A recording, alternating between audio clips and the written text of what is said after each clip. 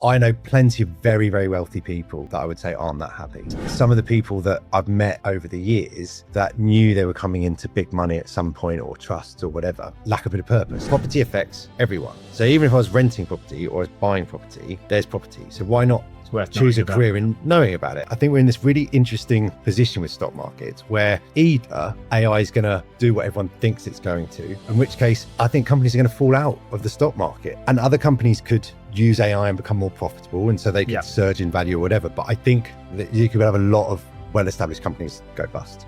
Just before we get this episode going, I want to give a huge shout out to this episode's sponsor, our friends, one of our great brokers, Simple Fast Mortgage.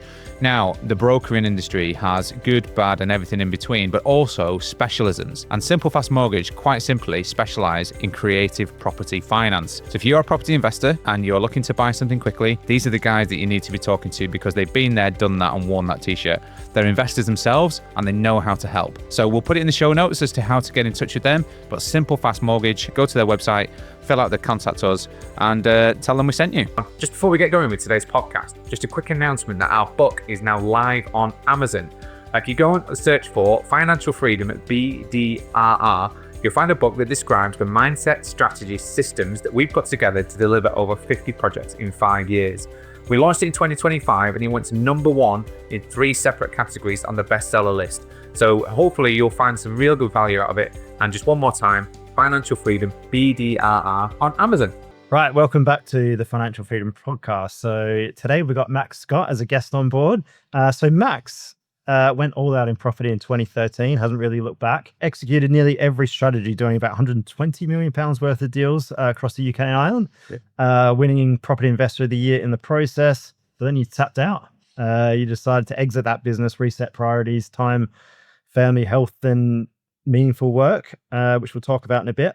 But now you specialize in leasing and continues to invest your own money and work with other investors in the UK and Ireland. And you're also a judge at the Property Investor Awards and launched your first book, which we have in front of you, called Why Property, which is the 5 timeless forces that combine to make property the best performing asset class, which we absolutely love because we're biased in that as well. But you're also an AI superfan, so we'll talk about it a bit later. And you've developed some products as well that we want to learn about. So welcome to the show. Thanks for coming along. Welcome, Max. Thanks for having me. I'm just going to point out that it was a black t-shirt. Oh no, that was last season. So now you've not. Last season. I've obviously not been informed about the white t-shirt. The white t-shirt. We're differentiating from Stephen Bartlett because he's the black t-shirt man. So we're different. Yeah. So if it's not white, I gotta be careful how you say that. Lovely. Okay, so welcome to the show, Max. Good to meet you. Thank you very much. I'll start off with we're the Financial Freedom Podcast, and we always want to know what the definition of financial freedom is to our guests, because everyone's got a different definition, and also want to know where you see yourself on that sort of definitional journey, or whatever you want to call it, and what strategies you've used for that. So I think financial freedom for me is the ability to do what you want, when you want, with who you want. That's like at its purest form. But I also think there's different levels of freedom that come along the way. So when I first went and spent all my money on property courses, before I did that, that was enough for a deposit.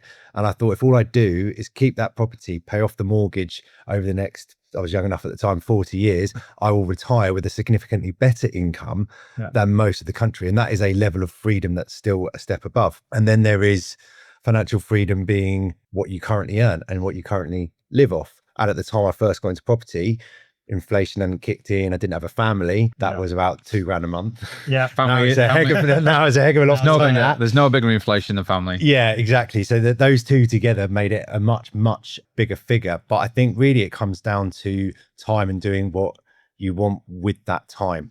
And it's something that not everyone figures out. Like a lot of people make it and then keep going, whether they're the high performers, the CEOs, the business owners, the ones who seem relentlessly driven. That is part of it, and I've got that sort of in my blood. But to do it in a way where I've tried not working for a bit, and it's just not something that I feel fits me. And some of the people that I've met over the years that knew they were coming into big money at some point, or trusts or whatever, lack a bit of purpose. Yeah, purpose. And so I think meaningful work is really important. And if someone asked me one of my favorite questions to ask people that are really, really successful is if you had a credit card with unlimited spending power, you don't need to work again, what would you do? And a lot of them sort of like don't really answer that question very well. And I think that I would still work 2 to 3 days a week or 20 to 30 hours over the course of a week, Yep. and do property deals because I enjoy seeing the transformation of creating something, improving it, and getting it to an end point, working hard, and then stepping back from it, seeing it come to fruition. And I like spotting niche opportunities and bringing stuff together. So I would probably carry on doing what I would currently do, which is a really nice way to have your life and your work. But ultimately, it's about having a passive income that matches your lifestyle. So making money from investments that covers the cost of how you live, basically. Exactly. Yeah. Yeah. And then each month that goes by where you carry on working, you're compounding that money rather than spending it all, Yes. which increases the security or the figure. And you can go from basic life to financial freedom on a more luxurious lifestyle, and then you give back more, you do more for other people around. It's funny because if you're not deliberately doing that purpose part as well, if you aren't, then it's dictated to you. So a lot of people's purpose is getting through the week and or the month, Yeah. and you want more money than month. You don't want more month than money, generally speaking, Yeah. because that's a very difficult position to be in. But if you're living comfortably, then your month is generally okay. And what you find is that when people may become, in their perception of what financially free, let's say it's pensionable age or retirement age or whatever, and they lose that purpose, they've never really thought about that job and that family being the purpose point of view to that point. I went through it with my family and my parents. That's where depression lives, significantly. I know plenty of very, very wealthy people that I would say aren't that happy. Yeah. And we, for a while, sponsored a children's home in Peru through the old business. And I went out there a couple of times, and these kids had absolutely nothing. And there was, out of kids as 5 or 6 would just be happy and go and do their washing up and smile and really, really playful. And I was trying to figure out why all of these really poor kids are really happy, and then our kids are really stroppy and and it boiled down to community for me. And they had time with each other because they were in this big children's home, and they had holes in their shoes and whatever else, but they play football all day, and they had that sense of community purpose and living. And so I think it's not about chasing more, it's about making sure you have time to spend it with the people that you want to and creating that community with you. That for me is a much better definition of success than more material things that you can point to in your house or whatever. Yeah, Ikigai, the book, deals with that really well, right? In terms of why the blue zones in the world are much happier, and it says that sense of community, everyone has a part in it, right? Community is very interesting as well, because in the property space, so sometimes I think about it, I'm like, I go to this property event, or like I'm in this group of other property people or whatever, and I'm not spending time with the family, which is why I'm doing it.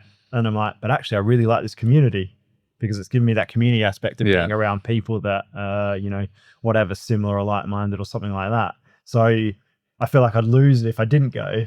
So I'm always like, it's not about one community though, is it? Right. So I'm really similar to that, and I've become more, not extreme, but I struggle with small talk more and more now. Yeah. So I like being around. I've always struggled with that, by the way. That are property people, that are entrepreneurs, that are into sort of philosophy or conversations about life. And I don't know if you go to a sauna, right? But I find sauna conversations are very life-based conversations. I find those sorts of conversations interesting. So you need different communities, different things. Like it's all about family, right? But spending all the time with them would not be what it's all about. So that would be too much.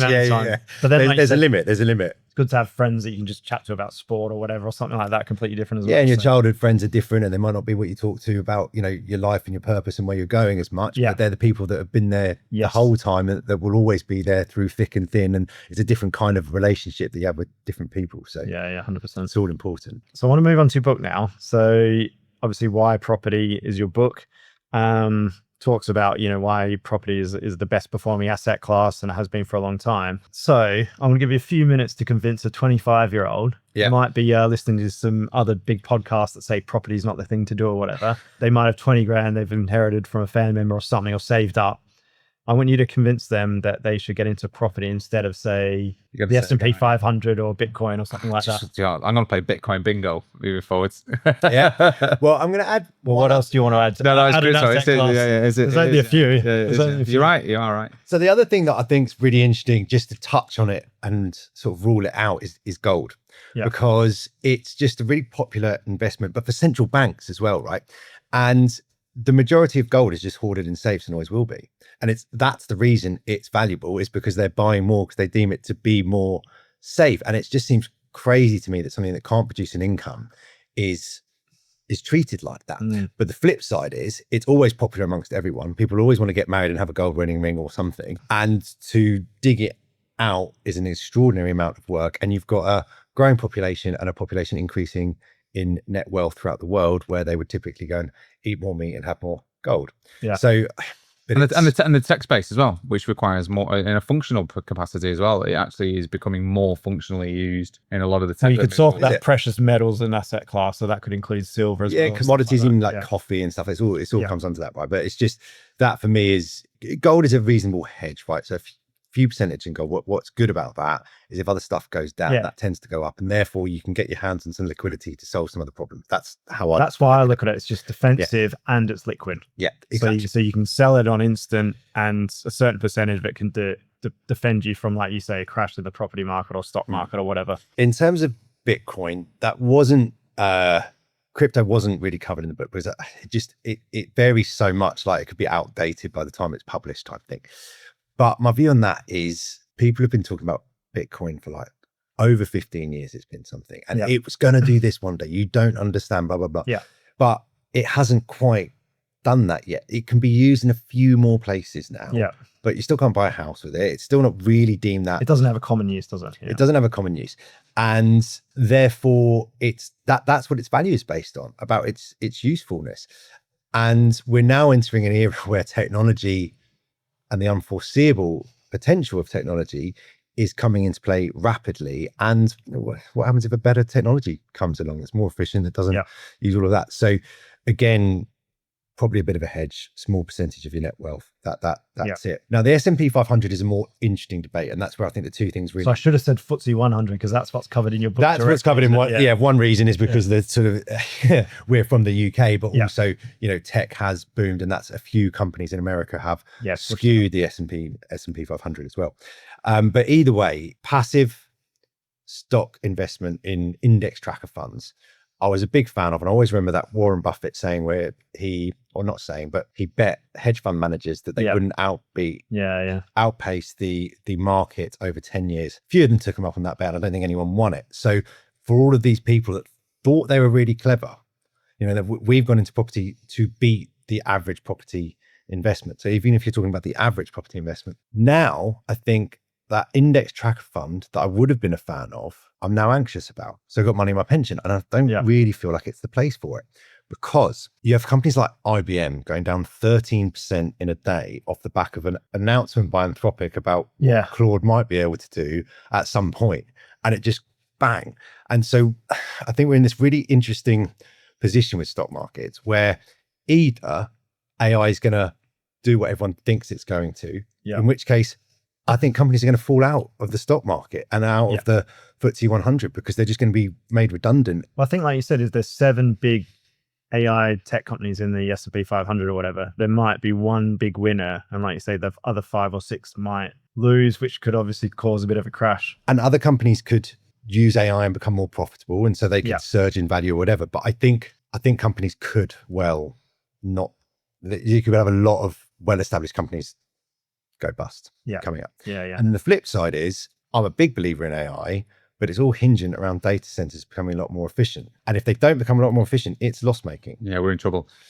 And that's what it comes down to. So for me, and a lot of the value on that as well, by the way, a lot of the value is not in its data centers. The shareholder value is in the willingness of people to invest in the future of what AI can do, not the infrastructure. The multipliers are absolutely crazy on revenue, let alone profit. So it really is all about, in the future, we'll charge 10 times more to 10 times more people, and therefore our profit's going to be 100 times or whatever. It's like, it's not based on what it can do now. But what it can do now is really useful for us, but it's just getting that balance right. But going on to property, like you guys are at a sophisticated end of the market. You've worked really hard, as I have, to beat Joe Bloggs. Now, we've been in communities where there's not many people doing buy to let property in their own name, buying at full market value with a 25% deposit. Okay, but the masses, that's still who you're talking to about investing in property. And I try and think, well, what if you're going to go down that route? And with that 20 grand, okay, let's say it's going to have to be a house under 80 grand. Maybe we up it to 50. Yeah, or whatever. The percentage is more important, right? Yeah. Now, the Bank of England, so my book is talking about the structural things. And when you go why, like an annoying kid, you get to the point where you can't go any further down. The root causes, the absolute fundamentals. Yeah. And if you look at growth, we've got undersupply of property in the UK. Construction costs are really high, and therefore planning's really hard. You're going to have growth that is at least in line with the Bank of England inflation target, which hits an asset price. Yeah, exactly. And that's 2%. So if you buy property in cash, you're going to get 2%. If you buy with a 25% deposit on a 100 grand property, that's 2 grand on growth over 25 grand deposit. That's 8% per annum if you don't have any cash flow. Do you guys, like, I've always treated capital growth as a bonus. Yeah. You do forced appreciation, but then after that, capital growth, you probably treat it as a bonus. Yeah. And yeah, you're not relying on it. It's just we forced appreciation because we go for good GDV to keep the money at the moving. value. And that accelerates the growth of your portfolio more, right? But even if you didn't have that, once you've done that, you've still, assuming that over 10 years, you're probably going to have at least 2% inflation per year. And so that's 8%. And I think to get 10% return on money in is really quite easy. Do you agree with that? Yeah. We agree. So then you got 10% cash flow, and on a 25% deposit, 8% capital growth. So you're at 18%. As an absolute minimum. As an absolute minimum, if you just sort of like close your eyes and go, I'll have that one on Rightmove, please. Yeah. Like that's what so that's what my argument is. And therefore, if you don't go, no, don't say, oh yeah, well, I'll buy it and sell it in 2 years' time when the market's gone up. I think, well, I'll buy this and I'll own it in my retirement. And then when I die, I'll pass it to the kids because it'll be in a limited company. Yeah. And so with that viewpoint, you don't have to guess the ups and downs. And you just know that on average, if you hold for long enough, that'll be where you get to. So that's my argument. I really like It's a fair argument. You know, like your example in the book was actually, which I liked because I talk about it very, very regularly. And I think it was a £300,000 house with just a straight 25% deposit. And I think it was based on a 5% growth rate at like the lower end of what would happen. I think it's something like 5.36 was the average over 30 years. Now, whether that will happen in the next 30 years or not, I'm not going to make any assumptions, which is why I talk about the 2% inflation, Bank of England inflation being like, 8% on your money. I just can't. Otherwise, you can't build anything else. So that's the 18% example. But I think you said in the book, if you just make a certain amount of cash flow, you mentioned just a very basic cash flow plus that base growth over a long period, it works out to 33% return on investment or something like that. Yeah. I mean, that's probably, it's probably about right. And I use that all the time because people go to me like, oh, I'm only getting 13% return on investment, which is the pure cash element. I said, no, you're actually getting 40 to 50% because you're not factoring in your leverage and your capital growth as a minimum that should happen over time. So it's a really good example. Cool. So that's the logical reason to get into property and why you recommend it. So on the top of your book, though, I want to know, why do you invest in property? Because if your why is big enough, the how you do it sort of takes care of itself, if that makes sense. So what is your actual why in property? Yeah, that's one of my favorite expressions, that. And it's just, I think I heard at the free 2-hour seminar that I first went to about getting your money out or whatever, but about financial freedom and like cash flow that was passive. And I just like went boom. Yeah. And from then on, I just remembered like everything that most people have talked about in property. I can remember most examples, good, bad, like, and it just formulated all this experience through networking and everything like that. Whereas for loads of other areas in my life, I probably had to get told 4 or 5 times what the plans are at the weekend. It's just it just switched me on that why. And that why was about the financial freedom that could come from it. But I think that really then became about time and the ability to have time with the family and to sort of travel and those sorts of things, as well as even if you didn't get financial freedom, right, but you got additional passive income. I don't know why. I always thought in my early 20s, well, this money's great while it's just me. And then I don't fancy being on this salary in this area of the country, looking after 2 people, let alone 4 people. So I kind of just always had that motivation to pursue wealth before I had a family, I think. Yeah. And that became quite important because also that's when you can work really hard. And I had a lot of energy before I had kids and just utilize that to put in the hours. Well, mine are grown, so it does come back. Yeah. That middle space is a little bit challenging. Yeah, you know, no, for sure. But it does come back when your time comes back, your energy comes back. Yeah. You know, and just a key point on your point there in terms of like just picking something on Rightmove, right? Yeah. Just to qualify that a little bit is you've also got to you do have to educate yourself a little bit because the yield part is really important if you're going to do that, in my opinion, because yield starts to matter. So if you're taking a 300 grand house as an example, but you're in a like that's an expensive house as in for that area, then what's going to potentially happen is your rent will make that a very low yield on the property. So you've got to be buying sensibly in terms of like the yield, the compression, because what you don't want to do is, let's say you buy, and this is what a lot of people have found themselves in difficulties, is if you're going to use like a mortgage, like you talked about, which is I'm getting 2% growth and cash flow. To get that cash flow, your yield has to be above a certain threshold for you to actually make that cash flow. Because let's say you 100% mortgage as an example at 6%, and the yield in the market was 6%. You are losing money on cash flow because you've got to pay for the maintenance, the void, and the insurance because your rent equals your mortgage.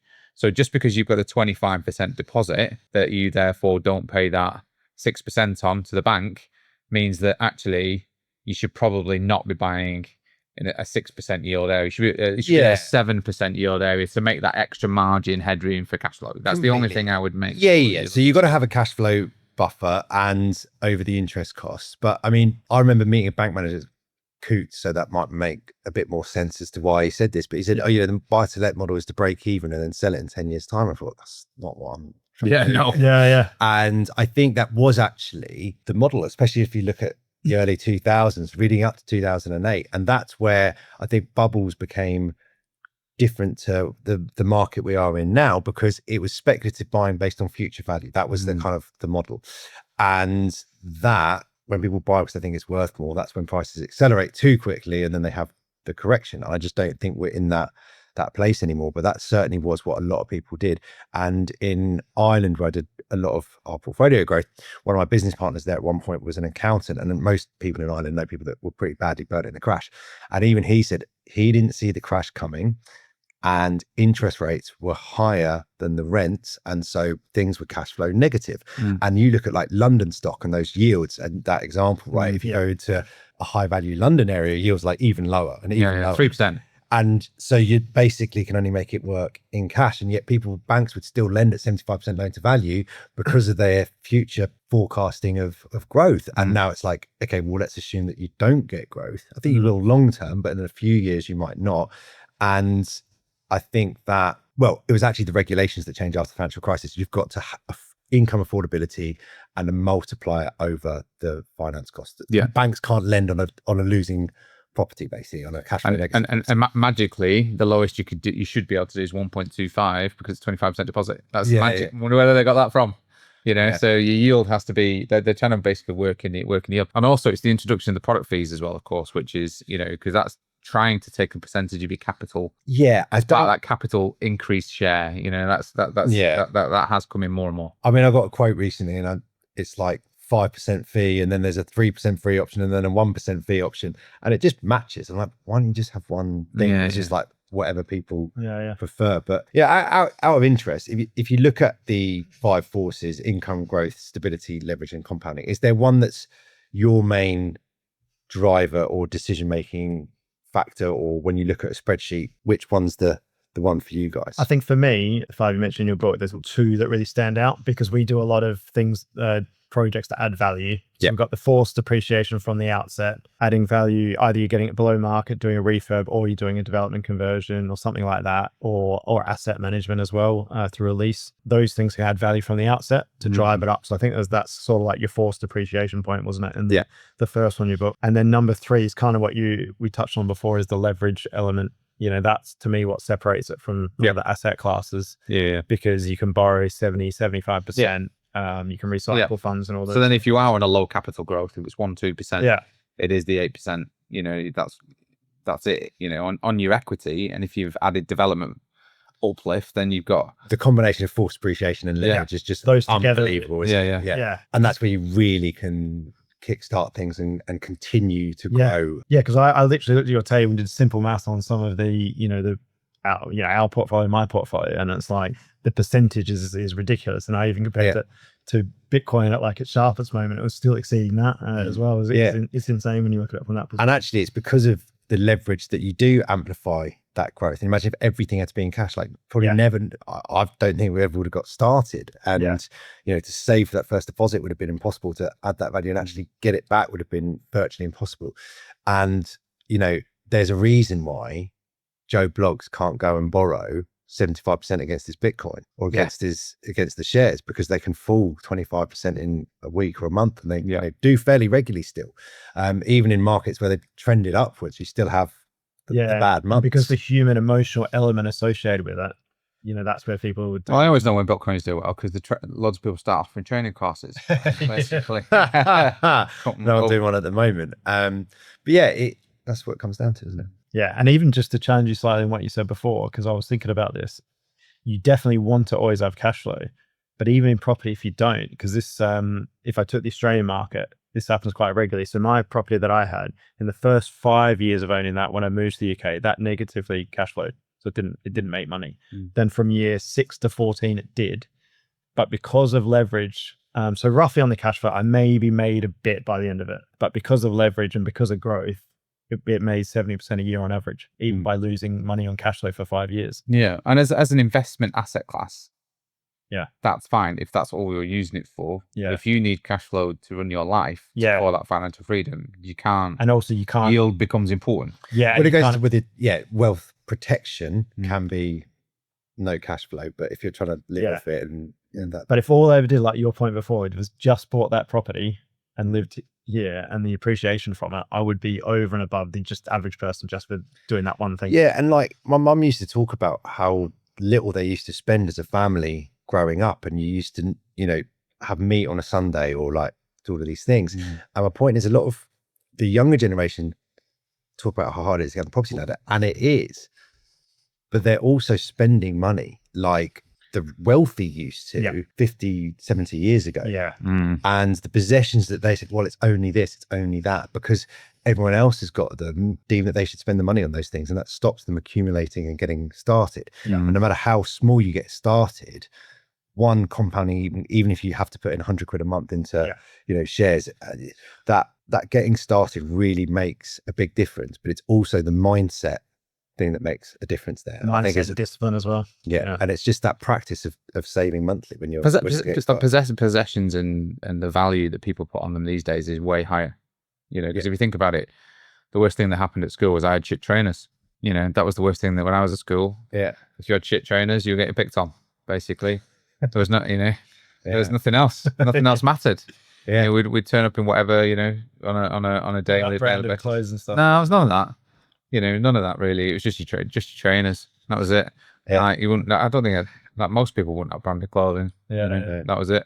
In fact, I'd probably be going out in an evening still in my school uniform most of the days. Yeah. So there was nothing, and we lived in a reasonably well-to-do area. It wasn't like it was breadline areas. I mean, and they, you know, matching tracksuits, high expensive trainers, mobile phones. Well, you know, that's completely different in terms of a wealth class then than it is now. And the world has moved forwards in that way, that there is more disposable income for people.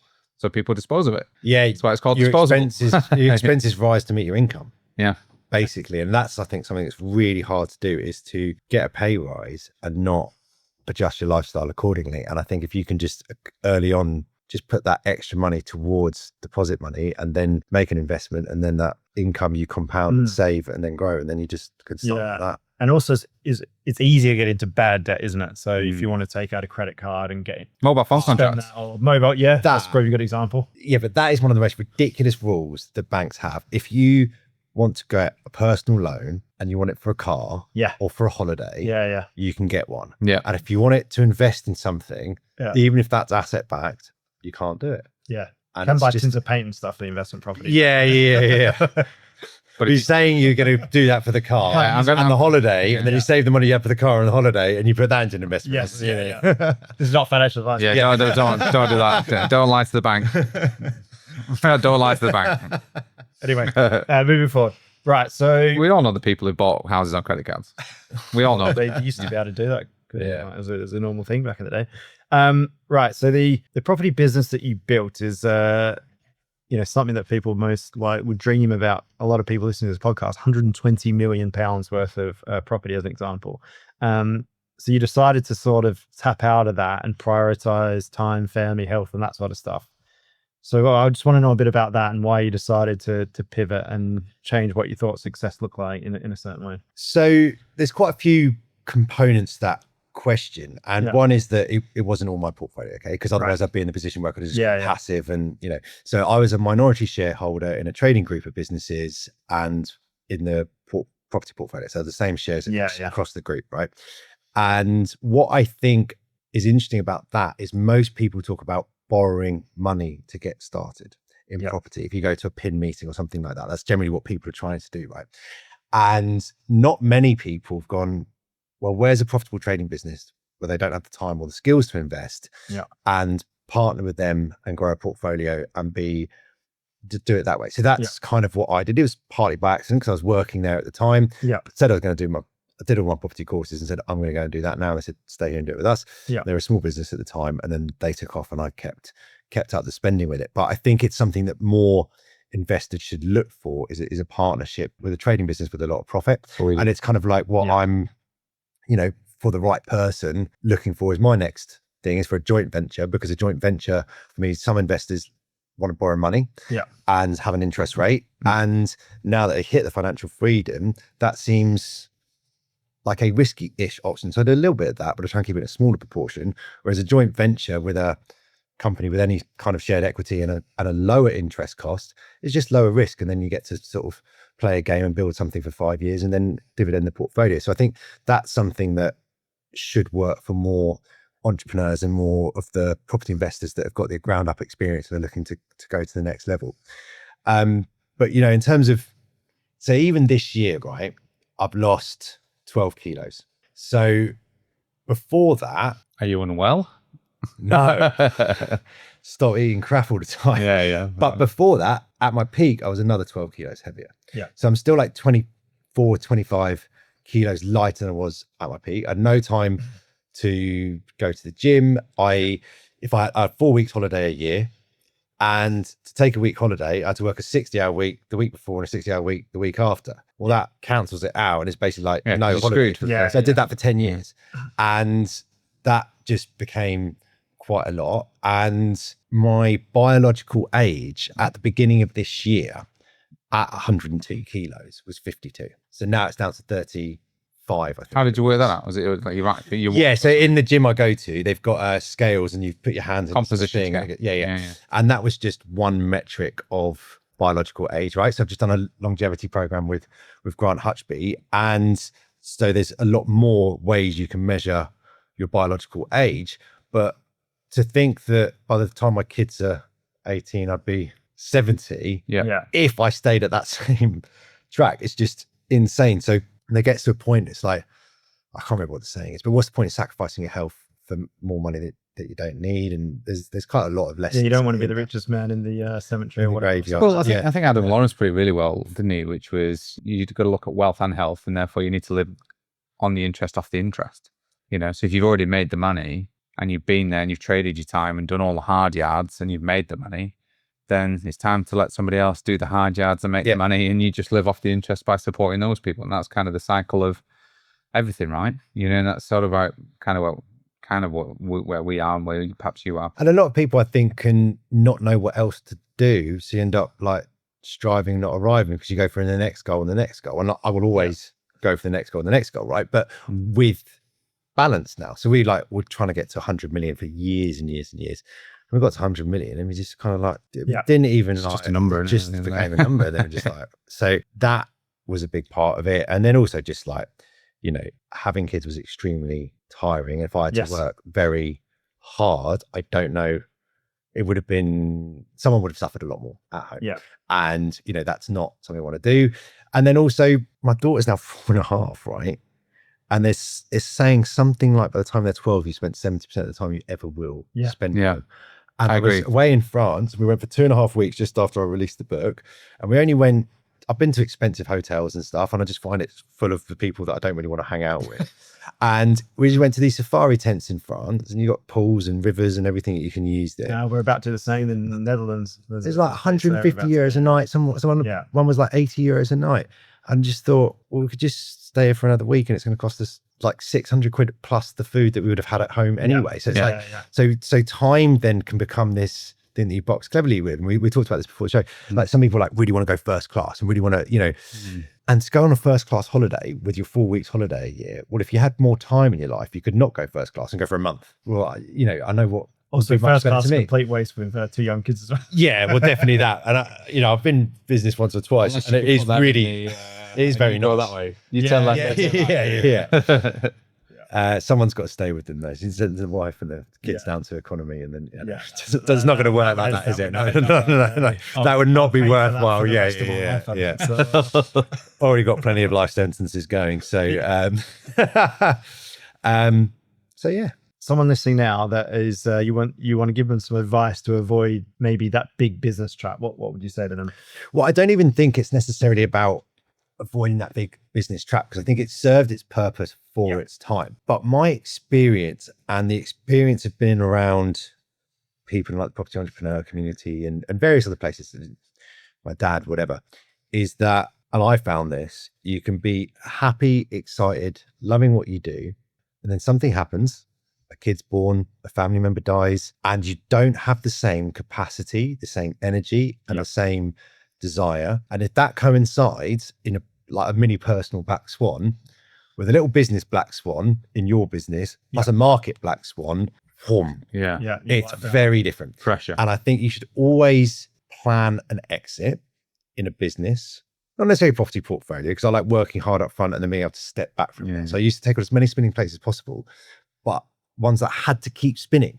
So, people go, oh, laptop lifestyle, look at me on holiday working. I'm like, no, you're just on holiday working. That's not good. That's worse than being able to go on holiday and not have to have your laptop home. So, but people kind of like, don't look at the photo in the right way there for me. But there can be a time when you suddenly, like really suddenly and quickly get sick of your business and don't want to do it anymore. And at that point, if you've not built it with systems and processes and the potential for selling it in mind, and a good you might find that you just can't sell it. And I know quite a few people that said, if I can't sell it, I'm just going to shut it and walk away from profitable businesses that have taken a long time to get to that point, because eventually you can get sick of something. So it's also, I've realized now, and I'm trying to think about how to manage this going forward. And I've got some good ideas, but I'll go through boom and bust cycles. So get a point where, I was like, said to the life coach at the beginning of the year, burnout, it's never going to be me again.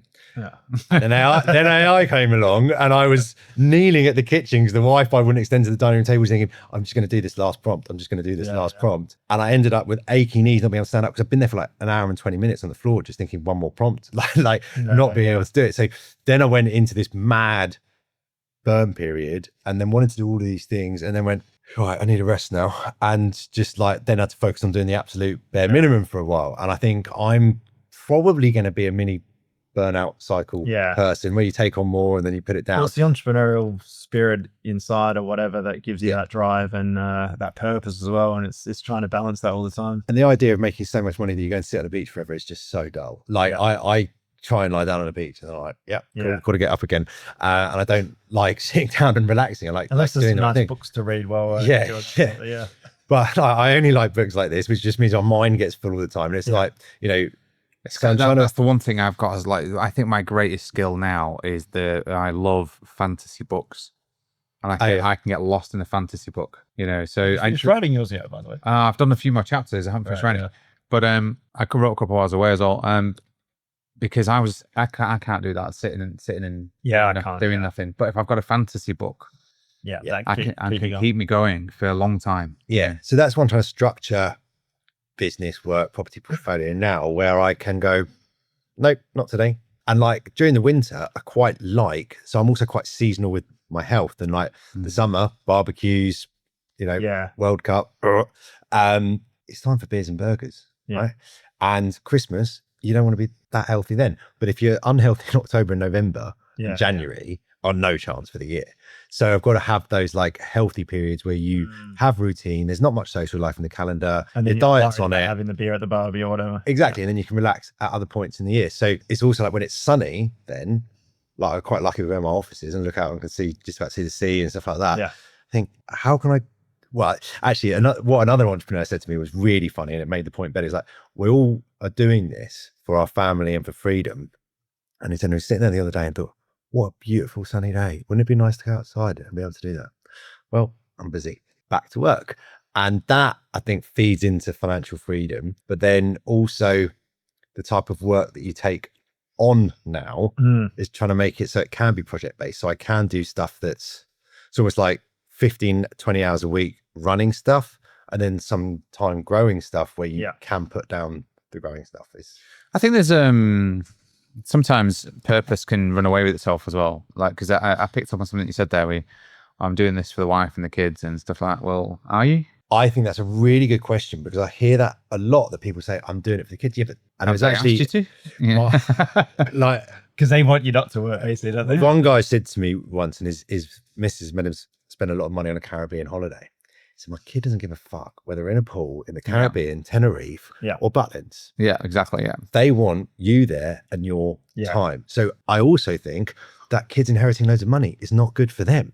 So you can get to a point and you can't say you're doing it for them anymore. And I see a lot of people saying it is the excuse, but it's not actually for them. And to be honest, was it for them or was it for me? It was my thing that I wanted to do for me. And I hope they'll be a beneficiary of my time. The way that I phrase it, because I would talk on the circuits, right? So one of the things I always talk about is being deliberately selfish, right? And when it comes to purpose, if you're being deliberately selfish, what it means is I know what I want in my life, and by being that, it's going to become the best version of me, right? So I want my time. I want to spend time with my family. I want to spend time with my children.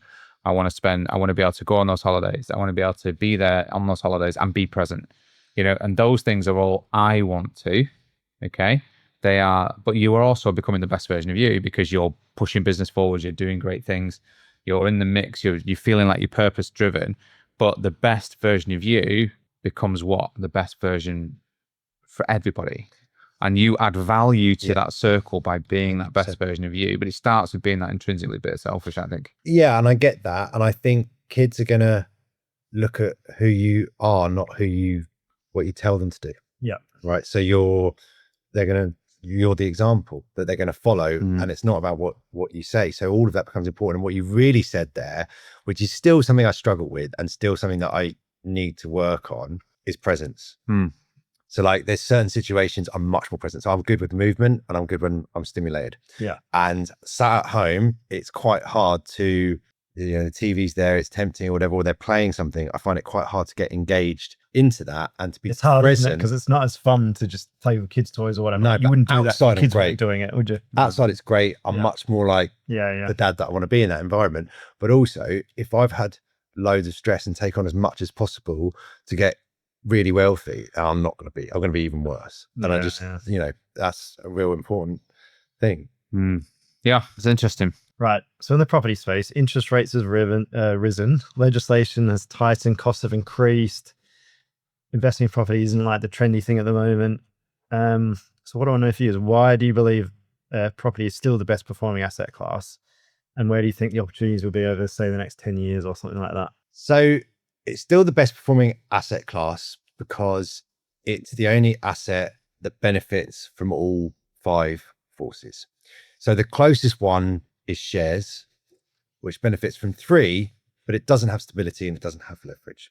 So when you look at those fundamentals, and yes, legislation has come in. And I think the biggest problem with that, so I'm not in that space because I do leases, and it's always been my motivation because it's a more passive way of growing. So it's harder work up front. But then once you've got that portfolio, my portfolio with a really decent turnover is tiny amounts of my EA's time per month, not even right.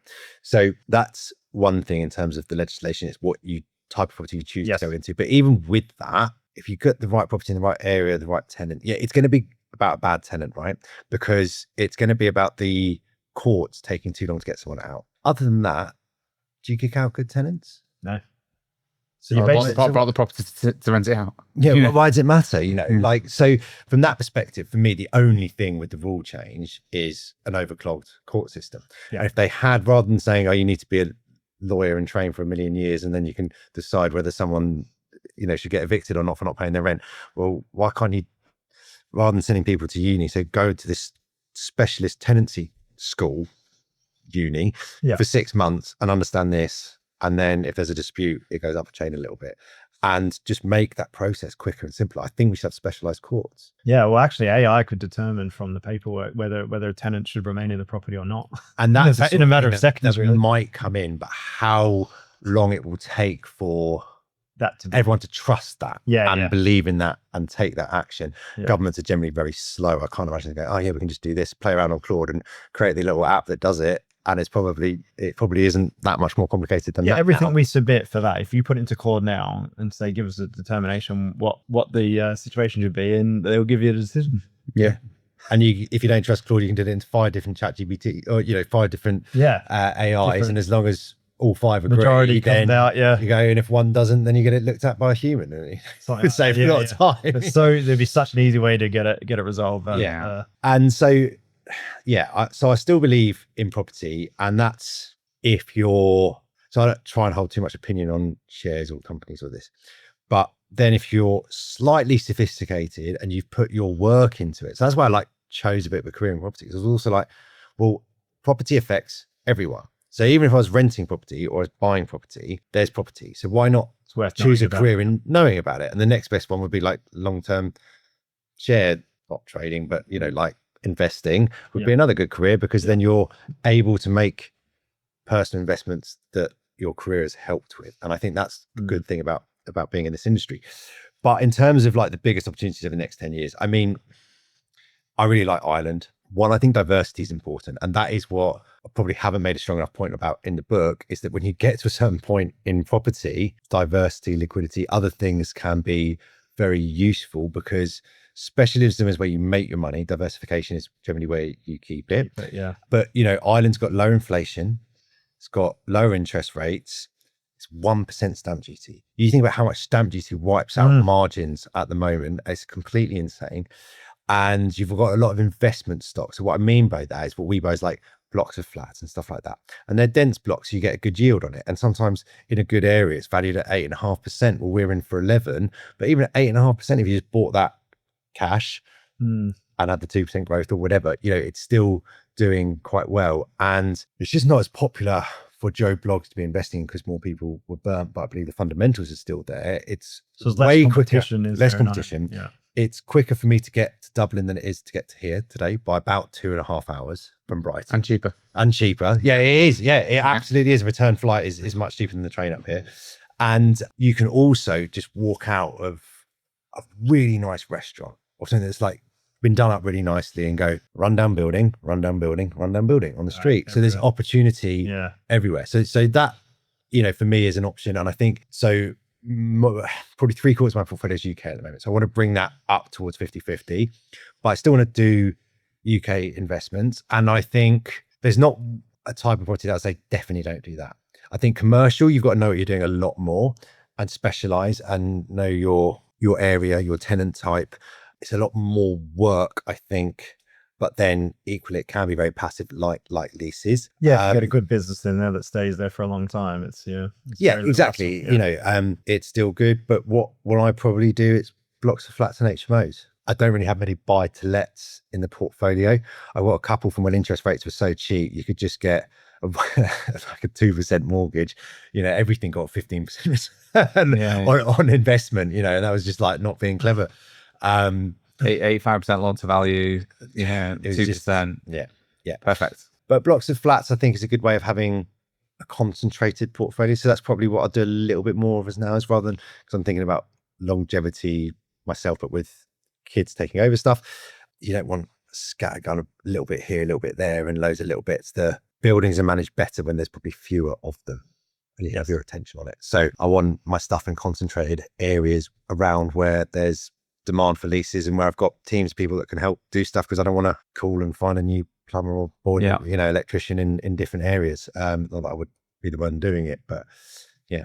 I mean, out of interest, where do you think the biggest opportunity is? Because that's it's a good, a very open-ended question. I mean, Yeah, it's a good one. You probably got a different answer to me, but go right ahead. I think the opportunity is literally investing in property. I know it sounds very basic, but we've talked about loads of reasons why it's a good asset class. There's limited competition across the board, I think, because of some of these challenges we've talked about. There's still a gross undersupplied housing and all these sort of things. There's commercial properties going to be repurposed or asset managed or whatever. So I just really think, the opportunity is there. But I do think depending where you are as to what opportunity you look at, because you talked about like blocks of flats and HMOs. We've sort of gone through the stage of like HMOs and now we're doing blocks of flats as an example. So it's sort of it's area dependent as well. Yeah. But one of the things is like houses, especially in a cheap northern area, you're competing with a builder who thinks about doing a flip with a buy to let, or a homeowner that the dad can help the kids out temporarily with a loan to get them the place at auction or whatever.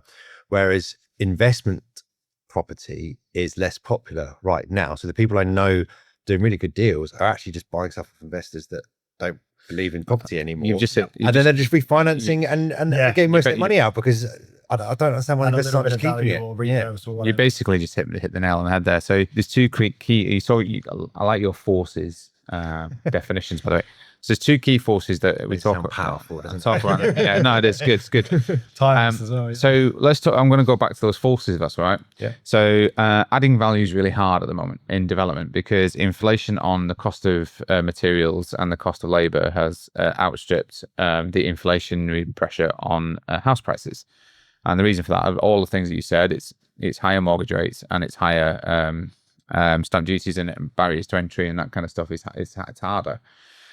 So what that means is that to develop a house in many locations right now is more expensive than it is to buy a house, right? So if you bought a plot of land, built a house, and tried to sell that, it'd cost you money, ultimately. And then we worked out that a plot of land that we were being offered would have cost us. We would have to charge them 200 grand to buy the land for us to break even, as an example. So what that means is that the inflation in the cost of doing things has outstripped the inflation in the house prices. So even though people are saying house prices are too high, I actually think they're underpriced right now. They're underpriced. And therefore, what it means is you're buying at a discount, even if you buy the market rate. And then you've got this opportunity of investors leaving the market because of perceived forces on Renters' Rights Act and Section 20 and the actual pressure of Section 24 tax being now fully in place for the last 15 months, that they're trying to exit the market or retire. And you've got APCs coming down the line.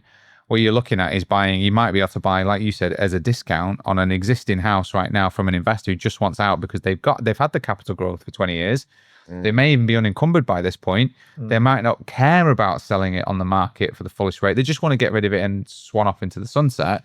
So if they're selling 10 houses and they're happy to offer a 15% discount, the reality is that's probably underpriced by 10% here, right now. I think there's so many interesting points on that. One is that construction costs being high gives property a floor in how low it can go. Yeah. Another, and this is from share trading, well, price probably where it is at the moment. It is people like to sell at the peak.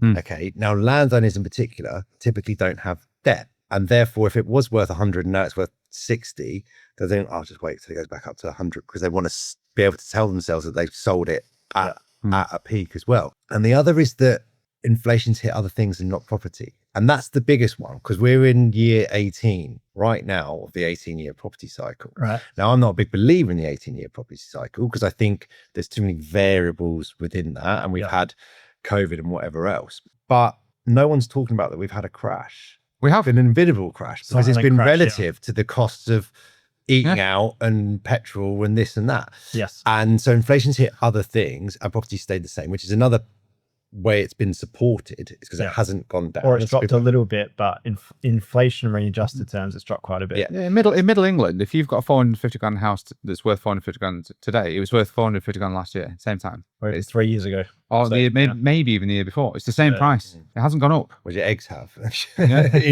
So that's like this invisible crash that I think we've had. And that's why I don't necessarily believe in the 18 years of property cycle. Although black swans. Yeah. Do you know where that concept came from? Yeah, Australia. Yeah. Yeah, because my wife said it because we went when she first came into Australia. She's like, "What the hell, a black swan?" I'm like, Yeah. "That's where the state come from." Because obviously everyone from here is only white swans, isn't it? So Do you can't- literally have black swans? Yes, the swans are black in Australia. and that's why we call a black swan. I think it was Nicholas Nassim Taleb that coined the term, and it's basically something that you can't foresee at that moment in time, Yeah, but you know that something will happen. So COVID, everyone's like, it's unprecedented. No, it's not, because Ray Dalio looks throughout history, yeah. and he's like my favorite Have historian. you heard of the bubonic plague and the Spanish flu and the Every 100 years. Yeah. So it's not never, it's every 100 years. And all right, like you don't know when it's going to come, and it could have not come, or it could have Yeah, come we earlier. just hadn't seen it in our lifetime. Ebola in Africa? And my point really is that the risk for me, and that's the other thing about Ireland, is that in the UK, we're very vulnerable now. And so are most Western countries, by the way, because we've increased our national debt. Yeah. And it's, if you think about it compared to a house, it's like I think very roughly, we're at 65% loan to value. Then the financial crash came along and we went up to 85. And then COVID came along and we went up to 100. Yeah. Yeah. And now our debt servicing is putting us cash flow negative on our interest costs as a country. Yeah. So if we have a big black swan now, I think we're going to struggle to deal with it well. And Ireland, the opposite. When I first wrote the book last summer, their debt to GDP ratio was like 42%. I think ours is nearish 100. And then when I checked it at the beginning of the year, I think it's come down slightly. In it's terms of like, very, very I think the decisions that Reeves has made, which none of us agree with, but have actually been quite effective, have reduced both the total GDP ratio, but also the government's actually making money, but everyone else is struggling. That's the key point. Well, yeah, and even then though, the economy's not very cost of interest payments, I think it was around March or April, was 25% higher than they anticipated 4 months earlier, Right. because of gilt rates Right. and stuff like that. So it's a complicated equation that basically you get to a point where, like, are you sure you're going to carry on paying?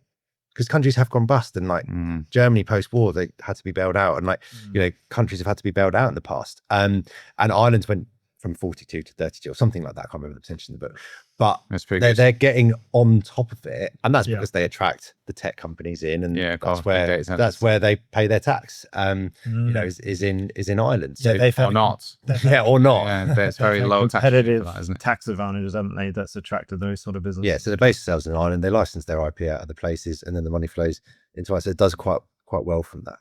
Yeah, the number of Irish accents at the end of the phones has increased dramatically, hasn't it?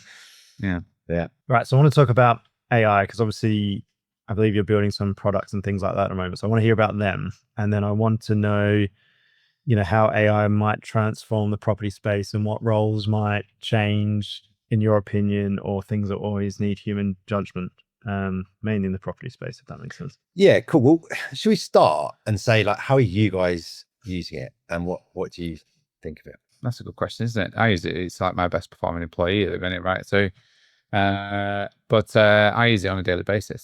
So contract reviews, auction pack reviews, all of the things that used to take me loads of time just to read through and administer, I now use AI to highlight the key points. Yeah. So I think exactly that. And what it's done for me is it's compressed the amount of time it takes me to do stuff. Yeah. It means I don't need to pay externals to do stuff because I like and I'm happy with my judgment most of the time. So yes, it's not a conveyancing solicitor, and Anthropic, I haven't trained Claude on being a conveyancing solicitor yet, but it can do a bit of and get you kind of like most of the way there, and it might still make mistakes, and it does still do some really stupid stuff. So you've got to be can't willing rely on to make the mistakes as well. Yeah.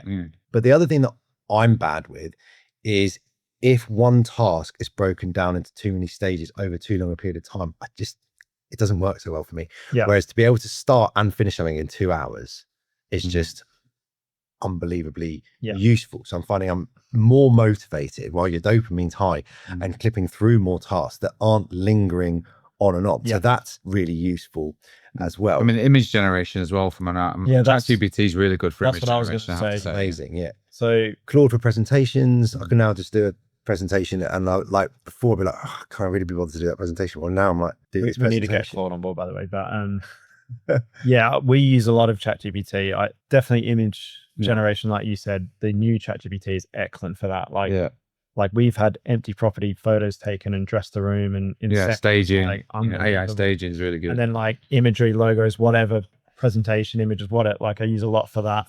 But I think ChatGPT, it's a lot of ideas, problem solving, analyzing things like you said, and those sort of things. So that's Planning. planning, analyzing, planning requirements, and Not sure how to go back to someone, or something's a bit stressful or emotional. It can kind of help with that.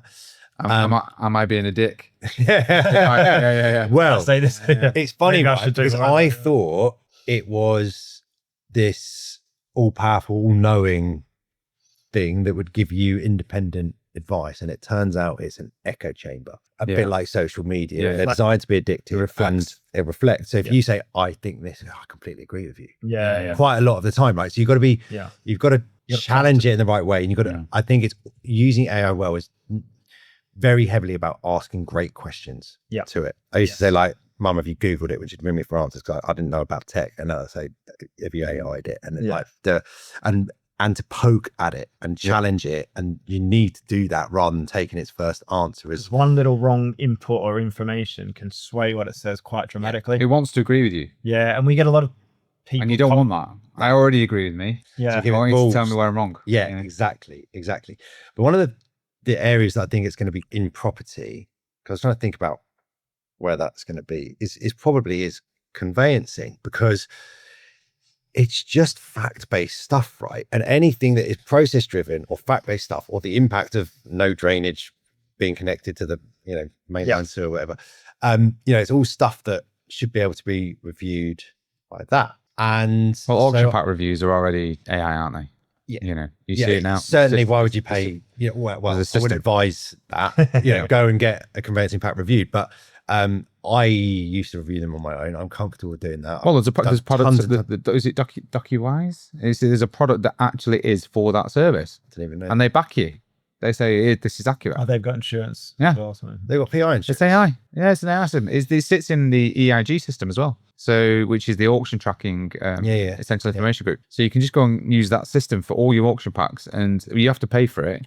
But then, they come out with a solution at the end. See, what I think is interesting there is solicitors and banks are like, don't like it. But someone's representing you. Yeah. And essentially, why haven't you got AI against AI? Yeah, that's all. Because it's probably powered by the same blooming model. So how are you going to have things that work if it's almost like the same persons, they're not independent, because they're trying to pretend they're acting for both sides of the equation. Yeah. So I'm not quite sure how that's going to work, but if it's already happening in that's not in the mass market for conveyancing yet. If it can get to that where people are confident and it can get the PI insurance, there's going to be a lot of people who train for 7 years, a bit like taxis in London. They're going to be like, well, Uber's come along and it's not fair. Well, that's going to hit industry after industry, which is exactly why I said about not backing the S&P, because if there's a massive conveyancing firm that's in the FTSE 100, I'd probably be withdrawing my money from. Well, a lot of stock has been wiped from the legal services already due to the climate of AI. You see their stock dropping. But I did have an opportunity, actually, because my son works in a quite high profile barristers chambers in the criminal world. Actually, they deal with some serious stuff, and I had a good conversation with the head of that chambers, who obviously is one of the leading barristers in the UK, about AI and how the impact on legal services.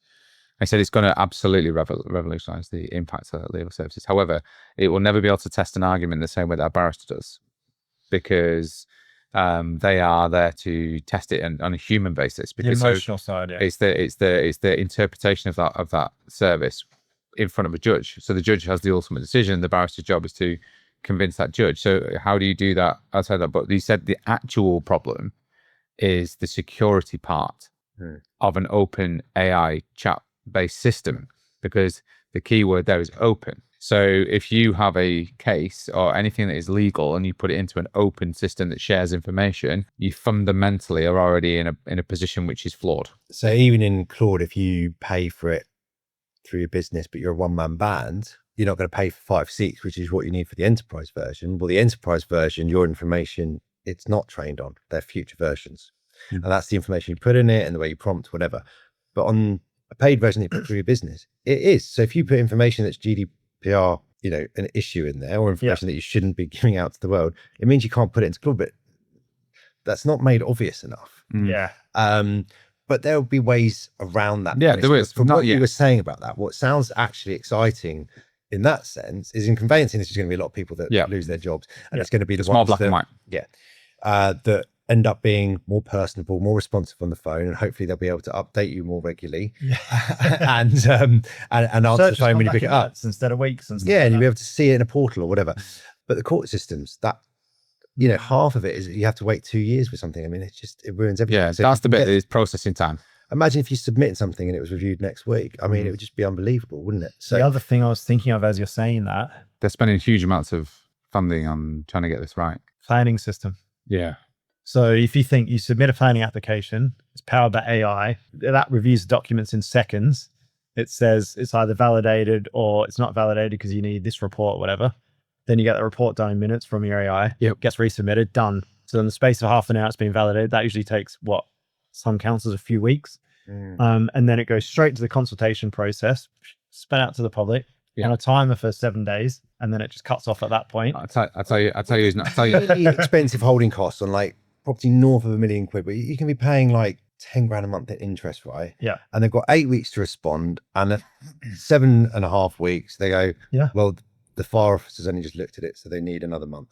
It costs 40 grand. We've How got are you allowed to do that? We've got an application that went in May. So we're now, second week of July or whatever. It's not validated. It's not validated yet. We've responded to the validation points weeks and weeks ago. And I sort of Googled the council, and the head of planning position and the head of development in that council is advertised for a new role. So I'm just guessing they've just left or something. Yeah. But who knows? But it's mental. The whole like knock my backyard system, and like planners should be making decisions for other cities, not for their own city. And they should have to do stuff within a certain time frame, or they start losing their powers, but like much quicker. And then why you tax people that are making too much money? Different industries, right? That's so why, when development, like you said, you can't make it work anyway, have you got SIL and affordable housing and all of these Section 106 contracts, biodiversity and all that kind of stuff? And one of the things that I've noted, and this is going to catch a lot of industries with their pants down, is if you have a consumer-focused body for complaints. So if you are the FCA, or in our consider you are the PRS, everybody's overnight become an expert, right? We are already seeing an increase in complaints that are not valid, but because only hallucinate base the basis of which to make the complaint. Yes, because the AI system wants to support the person that's putting the information in, and the complaint isn't valid, but it's telling them it is, and they go immediately to bodies like environmental health, PRS, MCOL, all that type of stuff immediately, when the reality is none of those are valid. And I was on the wrong side of that fence, as in someone was making a complaint against me. Yeah, we're getting that. We get it all the time. Yeah. And be careful what I say about it, but I've drafted my response, and I thought, I know what he's going to do. He's going to put it into AI and prompt it like he's going to prompt AI it. versus AI. And I said, got this letter, I'm annoyed, blah, blah, blah. And it comes back, yeah, let's do it, blah, blah. And it gave a response, and I was like, I can't believe it said this. Like, I think I've written a really good letter here. Yeah. And I said, but hang on, they provided quite a lot of evidence, and I have done what they've said. So I'm not in a bit of trouble. It goes, go get solicitor now. But without asking the right question, it will lead you down a garden path. Yes. So that is just going to happen all the time. Yeah. Actually, It's very, very common at the moment already. Yeah. So if you are a body that's used to getting one complaint a week, you're going to get 100 complaints a week overnight, because the system tells you what to do. Yeah, it gives you the best solution for you to try and challenge something or whatever. It doesn't mean it's right, and Yeah, I mean, we challenged a parking ticket, and I think it said some rule about on airports you can't get one, and it was just like there's a cafe at Brighton, a little small little airport. We go and watch the planes with the kids, and I think it's made it up because they didn't. We paid the parking fine. It's worse than I did very similar. I didn't even check. It's my missus' job, right? Isn't it? She's not as good on AI, but But in terms of what I've built, so last year I was looking at doing my will, and I thought, well, my partner doesn't know anything about property. My kids are 2 and 4, so they don't either. And if I die now, like, what's going to happen? And we talk, the next step from financial freedom is like generational wealth. And in order to do that, you need the right structure, you need a team, and you need rules and a decision-making framework which covers decades of different markets in order to decide how to grow and manage that portfolio safely, who decides what? Is it the property manager, your executive decision, your portfolio manager, your missus? Who knows about what and who has what decisions? So I kind of created for myself, really, and that's what I found I was able to do, is able to create a blueprint that lots of people could use quicker than I could create before AI, just something that was useful for me. So I'm trying to go a bit more blueprint focused and basically a continuity plan for portfolio landlords, that once your portfolio gets to a certain level, it's a good idea to have a little bit more than life insurance that pays off your debt, because if you die, your bank's underwritten you. Yeah. Not your partner doesn't know anything about property, and they can call in the debt, or even if it's at the end of the term, like that could be a real stressful situation. So actually you think you've built them an asset base, and it's not a liability in terms of, but it's for them, for someone that doesn't know how to manage property, it's a liability. So can't refinance decision-making framework, basically. So I've drafted that and I'm deciding whether to build it. I think I'm going to. And then like leasing, so the difference between AST and leasing. One, I like the sector because I think you have a higher net rent, it's more passive, and you're doing good with it. And it's going to the people that need homes that can't find them. I built a tool that's scraping huge amounts of leases when you put in postcodes and area property types. And now I'm just at the point of deciding what the business model is, as Lease IQ I'm calling that, because there's so much data in there. And actually to get the right lease is more of a relationship focused bit of work. And so now we've got to figure out how to get the relationships, and is it a mass market tool or is it boutique and stuff like that. But I've just enjoyed thinking, I wonder if you can do that. And then you just explore something and you can kind of work it out. I've got like 6 or 7 different things. Can I ask you a question with genuine affection? If that's right. How many of these things have you started and then gone? Right. Well, well, no. So if I'm honest, I would be exactly the same. So in February, I was 4 or 5 days a week doing my property work. With AI, I compressed that into one. You can see on your knees in your kitchen. Going, I was going, that's a shit with this here. So then I spent the majority of my time over the 3-month buzz of AI working on £1 billion idea. Claude was absolutely certain it was worth £1 billion. He said it was worth 10 million quid today.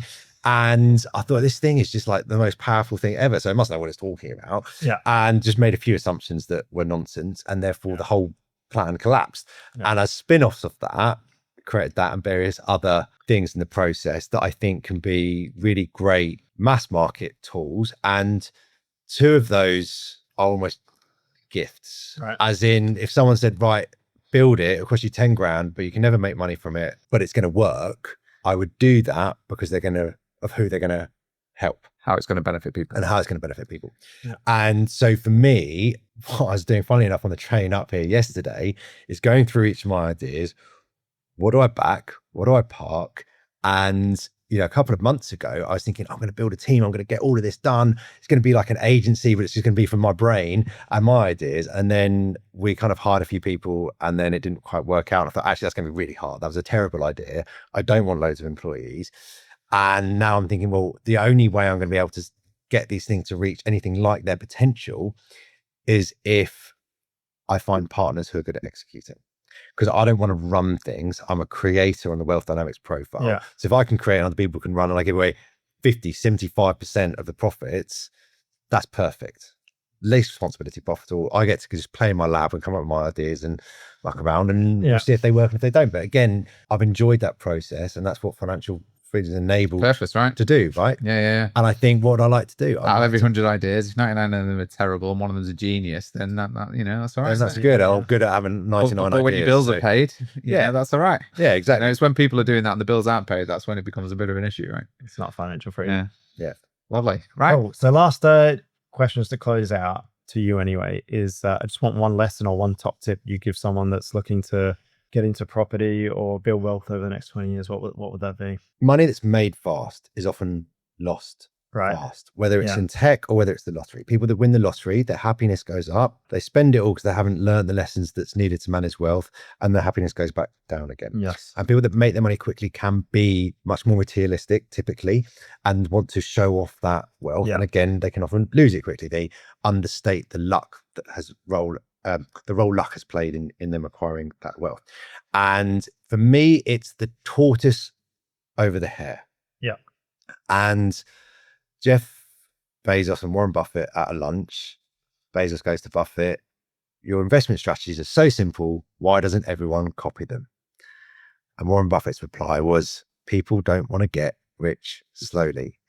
And it was like, wow, you do not need to do anything clever. You just need to take action. And property is the only thing, the only asset class that all 5 forces apply to. And if you take that and a tortoise approach, you'll be fine. Yeah, do it for a long term, basically. Perfect. Yeah, it's good. Don't really have any to add to that. Perfect. Yeah. Perfect. Yeah. Good. Right, and we asked you to bring a question for us as well. What have you got for us just to close out? So, Phil, you've interviewed 70-ish people chasing financial freedom, who achieve financial freedom, and you've probably spoken to a lot more as well. Has your own definition of financial freedom changed since your first episode on this podcast? Yeah, it has. Yeah, it absolutely has. And my definition has changed because I've interviewed people at different levels. So financial freedom depends on your current position. So if you are doing the 9 to 5, the financial freedom is paying your bills. If your bills are paid, financial freedom is protecting that and having a margin or a buffer. And once you've got a margin or buffer, financial freedom is purpose and time and doing the things that you enjoy. And that is a bit of a journey. And you need to evolve it at every level. And don't keep chasing the first one if you're on the second one. Don't keep chasing the second one if you're on the third one. Yeah, there's an evolution of and financial freedom evolves with you. And it's important to realize where you are all the time. Yeah, because it's very, very easy to just get stuck doing the same thing, and then taking a step back and going, well, why have I continued doing that? It is, and loads of people just don't realize, and it's sometimes you just step out of something and go, oh my God, I was like that. And it's, yeah. The most philanthropic people in the world are generally the most free. So if you look at the biggest foundations in the world, like the Bill and Linda Gates Foundation, they're the ones that they do the real game-changing stuff. They wouldn't be there if it wasn't for Microsoft. So that's the big thing really is because they're obviously purpose-driven now, rather than financially driven. And financial freedom is having those choices and being able to do those things really. Yeah, I think that's whereas before it used to be financial freedom. So how it's evolved was it used to be financial freedom is going to bed on the 1st of January and waking up on the 31st of January and all my bills are paid. And that was it. That was my definition. I think it was episode 1. And so you said purpose is the ultimate layer of that. Your purpose changes as well. What's your purpose at the moment? It's a good question. And I guess one of the things that you need to also understand is that that I'm becoming emotionally intelligent enough to understand that transition is important. So we've certainly had successful times over the last 5 years, and I'm in a bit of a purpose transition right now. So my purpose was my alarm used to go off every morning. 3 grand is what you need, 6 grand is what you want, 9 grand is what makes life worth living, and that was my cash flow targets. We're there, so my purpose is in transition. So I'm now looking at, the next stage of our business, the next stage of our evolution, and what that means. It could be an educatory platform. It could be helping other people. But right now it's about finding that next definition. So my purpose is taking the time and not rushing to find out what the next step is. I'm just enjoying where we are. That's it. We're still doing all of the same things as well. We're still buying stuff, we're still developing stuff. We're not doing the HMOs at the base level. We're now doing blocks of flats that are, so there's a bit of asset management plays as well, which is fun. But in terms of like life focus, a bit more purposeful in terms of like how we do things. And I think that journey point, and some people talk about living their life in chapters or phases or years. And I realized that I still wasn't healthy and had to go through a health phase. So I like learn stuff that I didn't know before and applied some simple lessons, and it's really helped. And that became important because what was the point in not having health, but having, money? So I guess to define it then, financial freedom is the ability to change your purpose when you need to. That's good. And Tim, once you hit financial freedom, but you're still ambitious, how do you actually live the life you've bought while growing the business? And how do you balance the priorities? It's a good question, because the people that hit financial freedom hit it, I think, because they're ambitious a lot of the time. That's true. It's hard. Yeah. So the people and all the people we talk to, it's like, I think you mentioned it before, but they're the sort of people that can't just get money and go and lie on a beach. Yeah, exactly. Yeah. So the ones that achieve are the ones that don't want to do that, which is ironic in itself. So that's the key thing to think about. And then I think what it is sort of choosing what you do in a way, or like, I don't know whether it's having the purpose or that you find the purpose in it. So I would say I find purpose in what I do. I wouldn't say it's my purpose, but I find purpose in it because, I enjoy doing it and stuff like that. It gives me purpose, if that makes sense. Yeah. So yeah, I think it's choosing what you do. Like you said, the time, freedom you get, but having that backing that, that, that business, if we sold it tomorrow or that business had to stop because of markets or black swan events or whatever, you've got that backing, you've got that security. If you do want to go on that trip, you can go on that trip. If you want to fly to this country, you can fly to that country as long as it's planned out, or you want to do something with your kids and family at that time, you've got that choice. And just balancing it, because you want to balance your ambition with being able to do those things at the same time. Because what I found is when one of the early things, when I got decent amount of cash flow through property, I spent, was it 2 or 3 months in Australia in the business. And like, that was like a big goal to be able to get to a position to do that. And then I got there and I was like, after a certain amount of time, I'm just a bit bored of this now. I'm just going to beaches and wineries every day. I need to do something else that's going to stimulate the mind a bit more. And to notice where you are can be quite hard. And I like challenging some of my successful friends with their assumptions, especially if they're kind of like, one of them said his next ambition was private jet because it was the ultimate freedom, because he could go anywhere, do anything whenever he wanted. I get it a little bit because traveling I find tiring, but I love the destination. I don't particularly like the journey of getting to it's the only time when the journey's not as important. Yeah, exactly. Especially if you and so from that, I completely agreed. And then the next time I saw him, he was like, "Oh yeah, I'm going on holiday soon. I haven't been for 2 years." You're fucking well past financial freedom, and that's where you're chasing, but you're not realizing that actually you could kind of have a lot of that now. So to recognize the situation you're in can be challenging, important. So are you guys, how many hours a week do you work? Do you know? Full-time-ish. Yeah. Full-time-ish. Obviously, we do, these sort of things. I mean, Thursday, Fridays are quiet, aren't they? I don't know if you find that, but unless there's deels to be done. Yeah, I'll go to the sauna on a Friday. I've got to run off after now. the gym. Close the deal for the week. Yeah, well, you can do that. I'll head home. But got sports day tonight. It's definitely like Mondays are busiest because we do full team meetings and stuff like that, and then it tapers down a bit. But I do take, if I looked at how many days off I have and holidays and stuff like that, it's it's probably 10 to 12 weeks a year or something like that. A lot of the time. So that's amazing. Yeah. And I think but that was the design in a way. It was always like, we want to do this business, we want to do it well, but we need to build a team that things like that can happen to a certain extent. Traveling to speak at events and then having the week while I'm there. Calling it a business trip, it's nice. Got a nice trip for. Do you manage to avoid working evenings and weekends? Not very much. You don't do that much? No, not much. No. I never particularly got thinking time. Yes. Exactly. Yeah. There's a lot of thinking time, but that's kind of a process that I kind of enjoy. But I was never really into that. But if I needed to work hard, I'd just get up early and work. And early in the morning, I think, what am I going to do? Just chill out and have a cup of tea on the sofa. Yeah, I find if I do a couple of solid hours in most mornings, I can achieve a lot in that time. And my biggest anxiety time of the week is the Saturday morning, though. Is it? Yeah, because I get up, I go to the gym, I walk my dog. I get up and it's then reverse it. So I go to the gym first, and then I walk my dog, and then I'm back and I'm sat on the sofa. And then my wife might go and do some stuff, and I haven't planned anything. So because I haven't had time to plan, or I have just been busy and I haven't thought about it. Yeah. I'm sat on the sofa going, well, what do I do for the next 2 or 3 hours? And my brain starts running in all different directions, and I start getting anxious because I'm not doing anything. Yeah. And I feel like I'm wasting this day that I've earned. And that is the worst. That is the worst time. I understand that, and trying to figure out what to do in those moments, especially with younger kids, because it's like you don't want to just scroll on social media. So I've deleted that this year, and I'm pretty much off it most of the time. But it does mean, like, what do you do? You can't read a book when they're around. You can't concentrate. I don't even have the young kids, mate. Yeah. They're grown up. So like literally, I'm sat there with me and the dog looking at each other. The dog's tired because she's been on a big walk. I'm like, what do I do with my time? Like TV, I don't like watching adrenaline fueled TV in the evening anymore, because I realized that was all I was watching, and it probably wasn't great for me to do. Bad for the sleep. And then I was like, started designing a kid's climbing frame, and because like the ones online were either plastic or they just look like they're going to fall apart straight away. I was like, this doesn't make sense. It's just like basic thing that they need.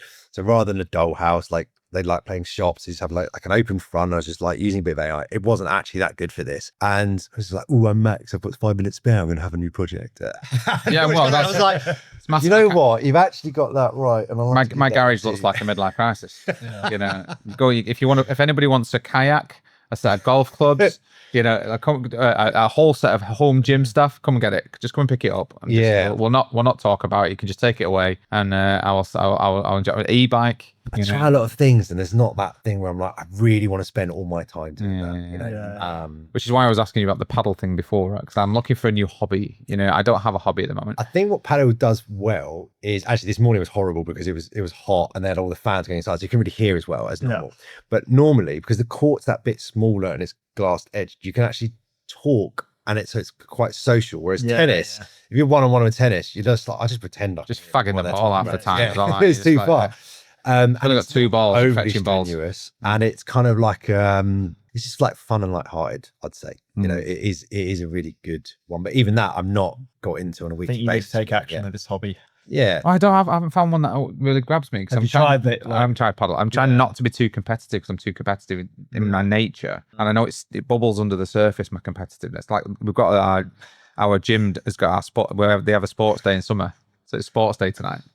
And I'm already thinking about it, what events I might win. You know, it's just, it's a really horrible part of me, you know, and I'm trying to get rid of it. So, but I know what's going to happen in paddle. I'll start off, go to paddle, and then I'll be full kit wanker within about 4 weeks. And then I'll be like going up the league and trying to improve myself. And I'll be measuring my progress. And like, oh, it's just, what an awful human being to be around, you know. And but that sense of progress is quite important, I think, in life in general, to people. A lot of people, and that's one of the reasons why property is great, because if you get it right, there is an endless amount of directions you can go in. There's an endless evolution, and so it comes this skill that you can never actually say you've mastered.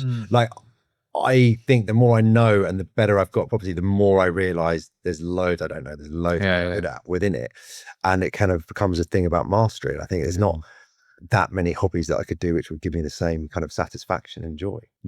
True. Weirdly, I just like that feeling of growth. It's just that's like, it. I've got this extra deal and I've got this extra bit. 100%. It's just I agree. Totally agree. So people don't like going backwards Yeah. in life, and that's why, you know, if property prices go down, everyone feels a bit more skinned, everyone spends a bit less in the shop. And if you look at any addictive game, it's constantly giving you a little reward, and you're constantly moving forward, and there's loads of different levels you can go through, because that is something that is built within most of us. All right, good stuff. That's it. Thanks for coming Perfect. along. So yeah, just, Cheers. if anyone wants to get in touch with you or connect with you, what's the best way to do that? As if you just search Max Scott Property, that'll be how you find me on Facebook. Yeah, that's your Instagram, website as well, isn't it? Max Yeah. Scott Property. Yeah, nice and easy. And then you book all over Amazon, I'm assuming. So why? Yes, my property on Amazon. Yep. So you want to that. So yeah, thanks for coming along. Thanks for having me. Any listener today, if you have not liked or subscribed to this podcast or hit the bell icon on your platform of choice, please do it now so you don't miss any of these episodes coming up in the future. And until the next one. Bye for now. Bye for now. That's right. Cheers. Thank you. Thank you once again for joining us on the Financial Freedom Podcast, sponsored by us at Property Portfolio Building. If you want to get in touch with us about today's podcast or any of the learning topics that we've gone through today, you can email us at podcast@invest-prop.co.uk or get in touch with us with whichever your social media platform of choice is. If you think you would add value to us as a guest on this podcast, you can please get in touch and let us know what you would be able to talk to us about. Other than that, we wish you well on your financial freedom journeys. And once again, thank you for joining us, and we'll see you on the next one.